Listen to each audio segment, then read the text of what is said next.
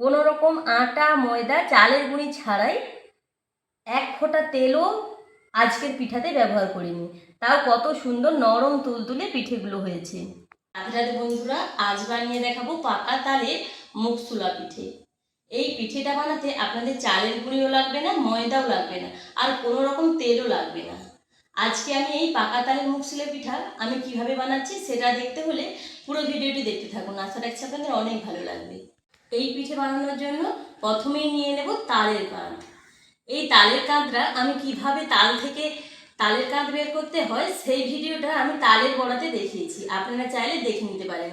তাহলে বন্ধুরা দেখুন, বাটি মেপে নিয়েছি, এই বাটি মেপে নিয়েছি 1 বাটি তালের কাঁধ। তালের কাঁধটা কিন্তু পরিমাপ করে নিতে হবে। আগে থেকেই তালের কাঁধটা তাল থেকে বের করে একটু গরম করে রেখেছিলাম। আপনারা কিন্তু কোনো রকমভাবে তালের কাঁধ বের করে ফ্রিজে রাখতে যাবে না, সেক্ষেত্রে নষ্ট হয়ে যেতে পারে। তালের কাঁধটা একটু কড়ার মধ্যে খুব ভালোভাবে গরম করে তারপরে সেই তালের কাঁধটা ঠান্ডা করে ফ্রিজে রাখবেন। এতে করে আপনাদের তালের কাঁধ 1 দিন 2 দিন ভালো থাকবে। আর যদি আপনারা ডাইরেক্ট তালের কাঁধ বের করে ফ্রিজে রাখেন সেক্ষেত্রে দেখবেন 5-6 ঘন্টা পরেই কিন্তু তালের কাঁধ নষ্ট হয়ে যেতে পারে। তালের কাঁধটা যেহেতু আমি একবার ভালোভাবে ফুটিয়ে রেখেছিলাম, তাই খুব একটা বেশি আর কড়ার মধ্যে নাড়াচাড়া করব না। যদি আপনারা ডাইরেক্ট তালের কাঁধ নেন সেক্ষেত্রে একটু 2 মিনিটের মতন কড়াতে দিয়ে নাড়াচাড়া করে নেবেন। এখন দিয়ে দিচ্ছি তালের কাঁধের মধ্যে সামান্য পরিমাণ লবণ, দিয়ে দিচ্ছি 1 চামচ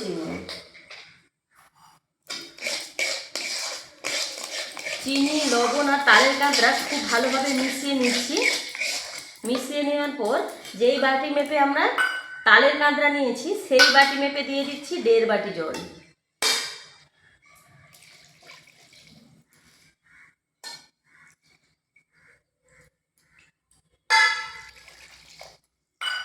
জলের সঙ্গে তালের কাঁধটা খুব ভালোভাবে মিশিয়ে তালের কাঁধটা একটু ফুটিয়ে নেব। তালের কাঁধটা খুব ভালোভাবে ফুটে উঠেছে। এখন গ্যাসের আঁচটা একদমই কমিয়ে দিয়েছি। এখন নিয়ে নিচ্ছি যেই বাটি মেপে তালের কাঁধ আর জলটা নিয়েছি সেই বাটি মেপে 1 বাটি সুজি। অল্প অল্প সুজি দেব আর তালের কাঁধের সাথে খুব সুন্দরভাবে মিশিয়ে নেব। এই সময় কিন্তু একদমই গ্যাসের আঁচটা কমিয়ে রাখতে হবে, তা না হলে সুজি দেওয়ার আগেই কিন্তু সুজি খুব তাড়াতাড়ি জল শুষে নেবে। একদমই কমই আছে, খুব ভালোভাবে সুজির সঙ্গে তালের কাঁধটা মিশিয়ে অনবরত নাড়াচাড়া করতে থাকবো। অনবরত নাড়াচাড়া করাতে দেখুন সুজিটা একটা ডো আকারে হয়ে গেছে আর কড়া থেকে কত সুন্দরভাবে ছেড়েও গেছে। এখন সুজির এই ডোটাকে কড়া থেকে তুলে একটা থালার মধ্যে নিয়ে নেব।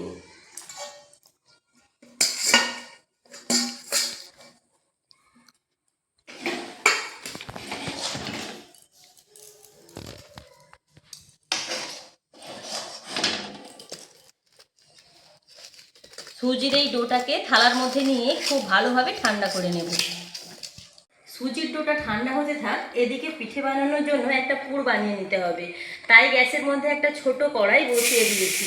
দিয়ে দিচ্ছি কোরানো নারকেল,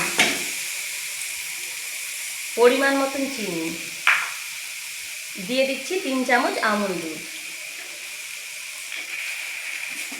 মিডিয়াম আছে সব কিছু খুব ভালোভাবে মিশিয়ে নিচ্ছি। আমুল দুধ দিলে নারকেলের পুরটা খেতে খুবই ভালো লাগে, তাই দেওয়ার চেষ্টা করবেন। মিডিয়াম আছে প্রায় 5 মিনিটের মতো নারকেলটাকে নাড়াচাড়া করেছি। এখন দেখুন চিনিটা গলে গেছে। চিনি গলে গিয়ে নারকেলের সাথে খুব ভালোভাবে মিশিয়ে গেছে। এর থেকে আর বেশি নাড়াচাড়া করব না। এখন নারকেলের এই পুরটাকে একটা বাটির মধ্যে তুলে নিচ্ছি।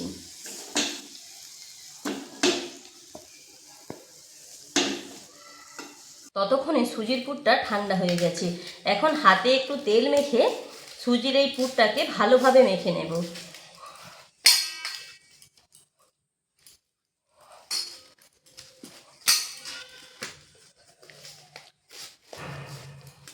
একদম মসৃণ করে মেখে নিতে হবে।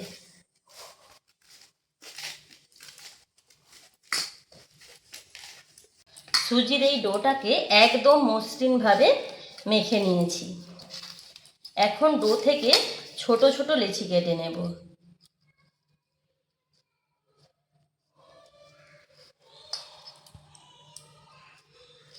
লেচি হাতের সাহায্যে এইরকম ভাবে গোল করে নিচ্ছি।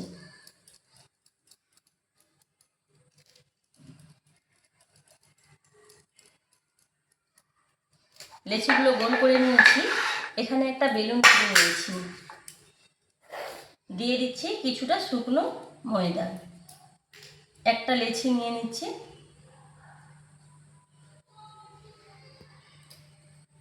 লেচিটা হালকা করে একটু বেলে নেব।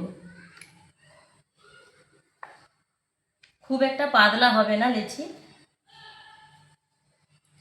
বেলে নেওয়া লুচিটা একটা ছোট বাটি বসিয়ে কেটে নিচ্ছি।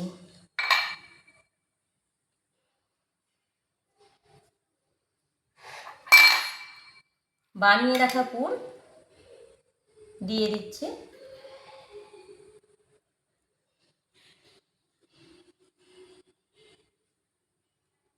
এখন দুটো মুখ ভালোভাবে বন্ধ করে দেব।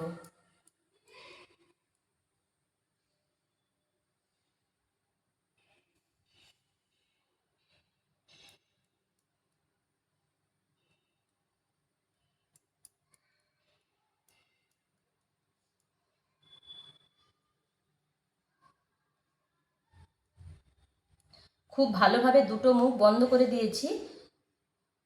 এখন এই পিঠের এই সাইড বরাবর একটা ডিজাইন করে দেব, এতে করে পিঠেটা দেখতে সুন্দর হবে।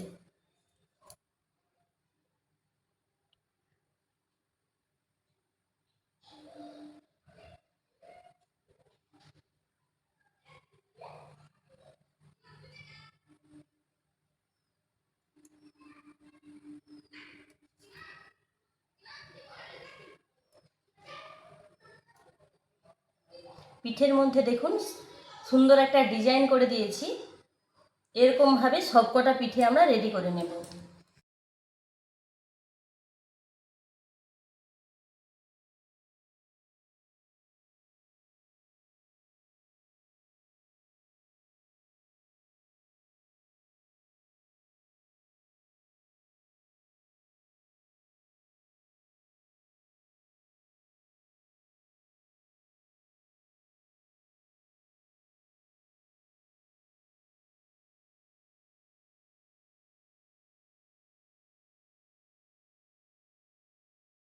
বেশ কয়েকটা পিঠে রেডি করে নিয়েছি।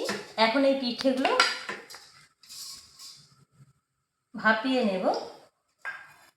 এখানে পিঠেগুলো ভাপানোর জন্য এখানে একটা ছিদ্রযুক্ত থালা নিয়েছি।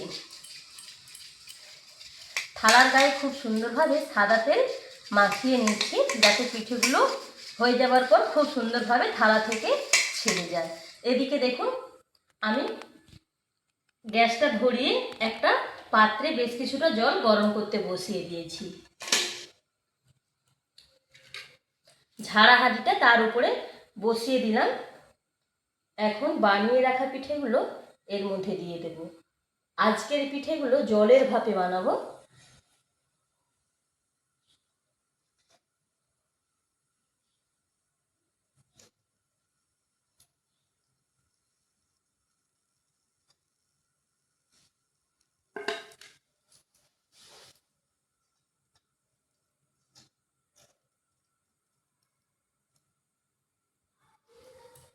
পিঠেগুলো খুব সুন্দরভাবে ঝাড়া হাঁড়ির মধ্যে সাজিয়ে দিয়েছি। এখন ওপর থেকে একটা ঢাকনা চাপা দিয়ে 10 মিনিটের মতন জলের ভাপে পিঠেগুলোকে রেডি করে নেব।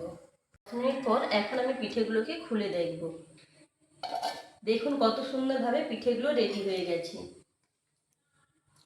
এখন পিঠেগুলোকে তুলে নেব একটা প্লেটের মধ্যে।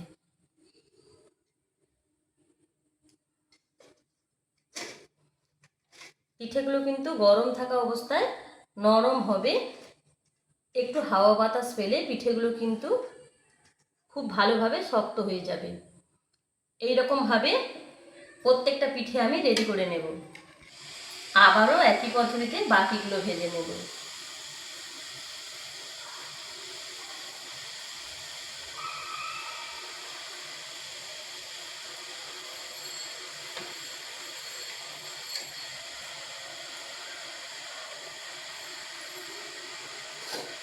ওপর থেকে ঢাকনা চাপা দিয়ে আবারও 10 মিনিট। বেশ কয়েকটা পিঠে আমি রেডি করে নিয়েছি।